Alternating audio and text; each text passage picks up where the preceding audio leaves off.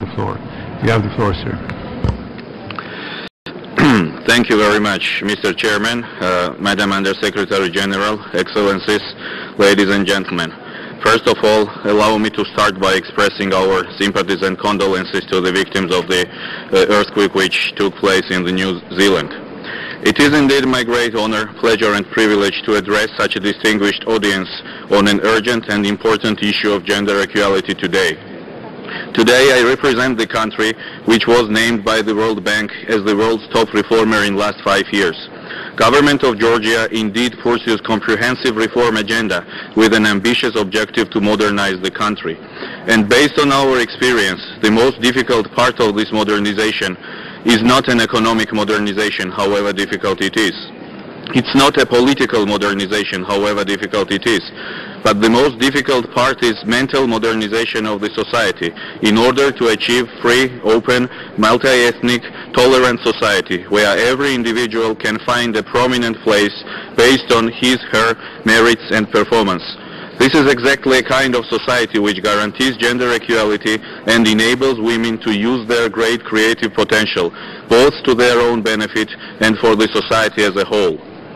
Government of Georgia is aware that full engagement of women in all aspects of the country's life will bring about great promises and equally great achievements. It would be difficult to list all the efforts in the allocated time, but let me focus on some of the major ones. The new law on gender equality entered into force in April 2010. The law defines the main directions of state policy in this regard.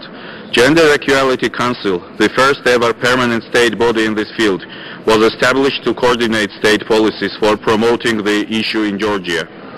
To implement the law via collaborating of the Parliament, the government and NGOs, we have elaborated the Gender Equality Implementation National Action Plan for 2011-13, which will be submitted to the Parliament for ratification in the nearest future. Among other tasks, the plan envisages the fulfillment of the obligations of UN Resolution 1325 on women, peace and security. This resolution is essential for my country as a significant part of Georgia is still under occupation. We still have almost 500,000 IDPs, internally displaced persons, whose fundamental rights are violated. Among the IDPs, majority are women. Undertaking decisive measures in this regard is necessary for the security of the residents of conflict-adjacent territories, especially women and children. Several major challenges still remain, however, and these challenges include early marriages, high induced abortion rates, highly negative impact of conflicts and forced displacement, especially upon women, feminization of poverty, especially among IDPs, lonely and the elderly groups, and gender-based violence.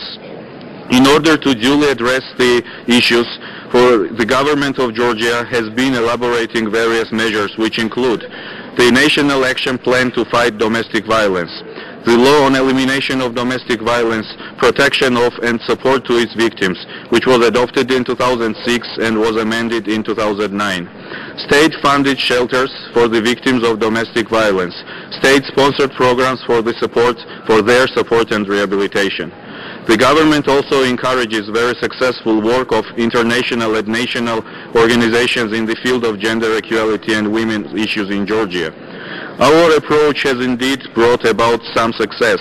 Talented female professionals are